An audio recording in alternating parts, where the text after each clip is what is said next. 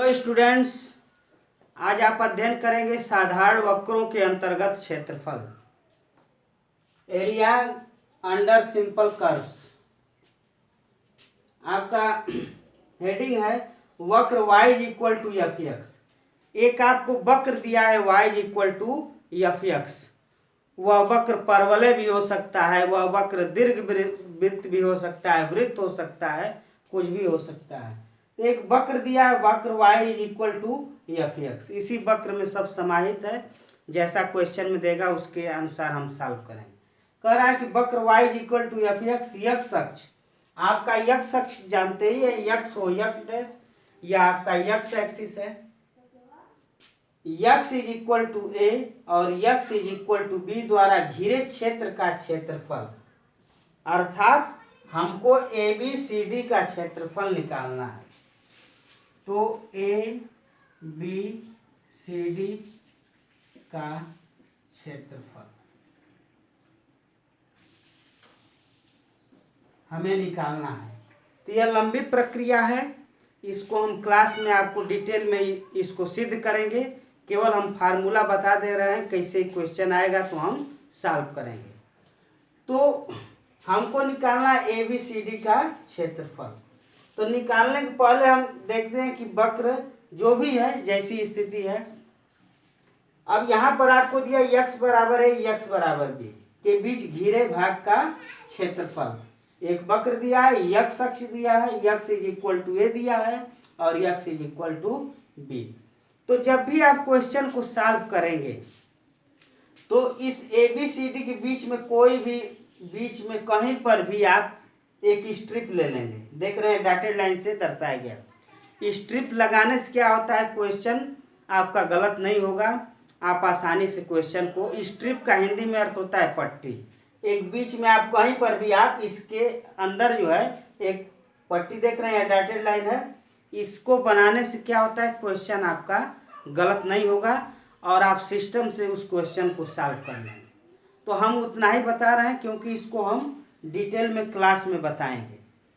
तो एक स्ट्रिप ले लेते हैं और यह स्ट्रिप बनाने से यह फायदा है कि भाई यह पता चल जाएगा कि हमको किसके अंतर्गत क्षेत्रफल निकालना है, क्या दिया हुआ है। तो यहाँ x is equal to a दिया है, x is equal to b. Strip बनाने से क्वेश्चन आपका गलत नहीं होगा और आसानी से आप सॉल्व करना है।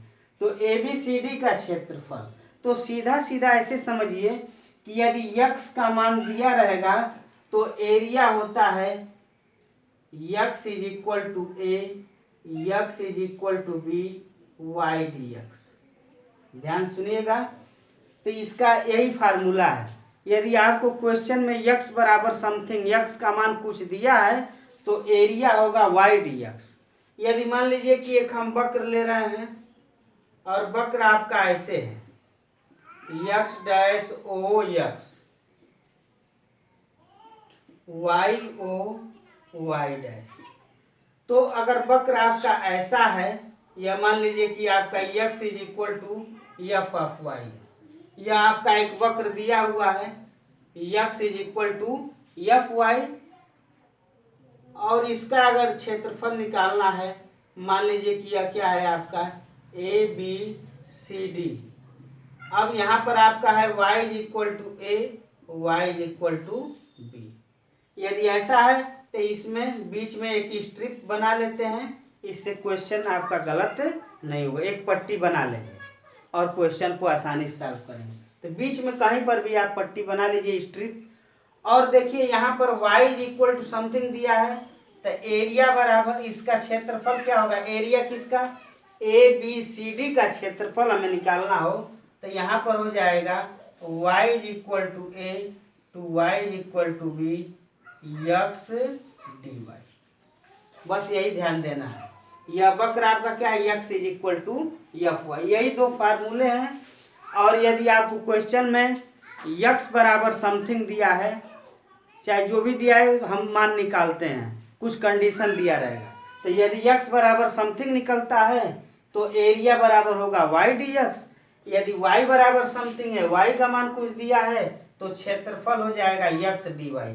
इसका मतलब हमारा ए बी सी डी भाग का, देखिए ए बी सी ऐसे जाएंगे सी डी, यह सब बीच का आपका निकल जाएगा, जितना भी है इसका एरिया आपका आप निकाल देंगे, इसका भी एरिया आपका क्या हो जाएगा, निकल जाएगा, area a b c d का। आइए कुछ एग्जाम्पल के माध्यम से आपको हम समझाने का प्रयास करेंगे।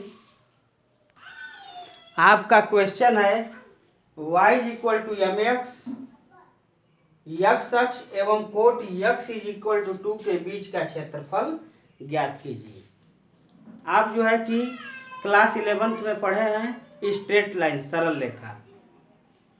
प्रवणता रूप में रेखा का समीकरण होता है y is equal to M X plus C, जहाँ c जो है y अक्ष पर कटा अंतःखंड है। यदि c 0 हो जाए तो y is equal to M x होगा। तो रेखा कहाँ से जाएगी, मूल बिंदु से होकर जाएगी। तो यहाँ पर देखिए लिखा है y is equal to M x, तो यह रेखा जो है कहाँ से जाएगी, मूल बिंदु से। तो देखिए यह रेखा y is equal to M x हम दिखा रहे हैं मूल बिंदु से होकर जा रही है। यक्स अक्ष, तो यक्स अक्ष आपका क्या है, यक्स हो यक्स डैश। फिर कह रहा है एवं कोट यक्स इज इक्वल टू 2, तो x is equal to 2, x बराबर समथिंग, तो वह रेखा y अक्ष के समांतर होगी और यहाँ से 2 इकाई दूरी पर होगी, राइट हैंड, क्योंकि पॉजिटिव है तो मूल बिंदु के दाहिने तरफ। तो एक रेखा खींच लीजिए ऐसा, यक्स इज इक्वल टू 2, यही आपका यक्स इज, तो इसके बीच का क्षेत्रफल आपका कह रहा है ज्ञात कीजिए। तो इसके बीच का क्षेत्रफल यही होगा, कहा कि अब इसके नीचे तो जाएंगे नहीं, क्यों, क्योंकि यहाँ पर एक बाउंडेशन है यक्स अक्ष, तो यक्स अक्ष यही है आपका, इसके ऊपर कितना घिरा हुआ भाग है, तो इसका घिरा हुआ भाग आपका यही है। इसको कुछ नाम दे दें, ओ या ओ हो गया ए बी। अब ओ ए बी यही घिरा हुआ भाग है, इसी का हमको क्षेत्रफल निकालना है। तो आपको बताए थे कि यही ओ ए बी का क्षेत्रफल,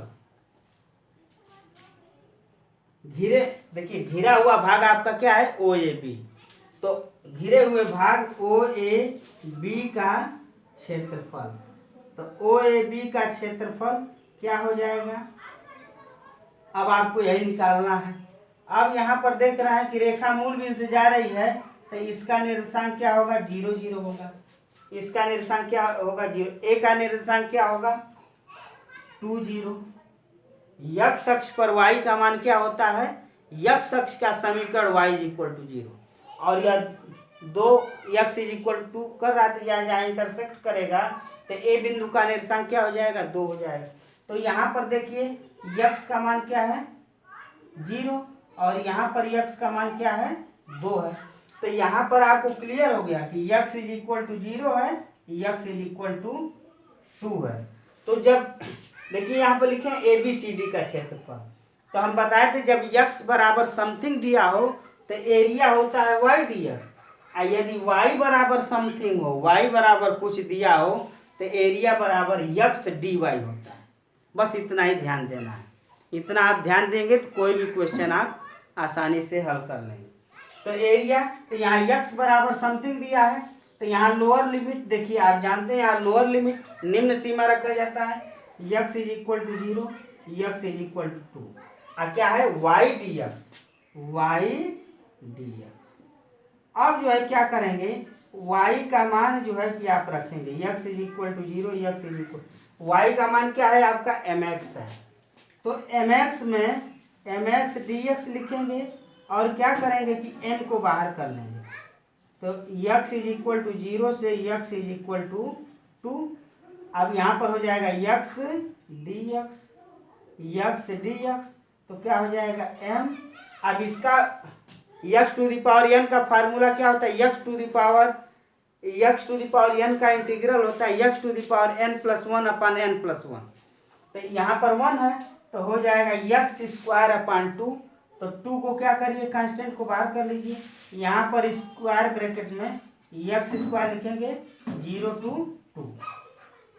और पहले क्या करते हैं कि पहले हम क्या करेंगे कि इसका मान अपर लिमिट का मान वेरिएबल में रखेंगे, तो 2 का वर्ग क्या हो जाएगा 4 हो जाएगा, तो 4 माइनस, अब बाद में 0 का वर्ग 0, रीड लगा देंगे चिन्ह, तो क्या हो गया आपका 4, 4 माइनस 0, और बाहर क्या है आपका m/2 है, m/2। तो 2 से 2 इसको डिवाइड करेंगे, 4/2, 2 दूना 4, तो हो जाएगा 2m वर्ग मात्रक, 2m वर्ग मात्रक, या इसको लिखेंगे 2m वर्ग इकाई। तो यह जो आपकी जो प्रश्नावली है इसमें यही ध्यान देना है कि यदि x बराबर समथिंग दिया है, x बराबर कुछ दिया है, तो ABCD का क्षेत्रफल, ABCD का क्षेत्रफल होता है y dx। यदि y is equal to something दिया है और वक्र आपका देख रहे हैं x is equal to fy है, तो एरिया घिरे हुए भाग का क्षेत्रफल होगा y is equal to a to y is equal to b x dy। तो आपको नेक्स्ट वीडियो में आपको एक्सरसाइज हम प्रारंभ कर देंगे।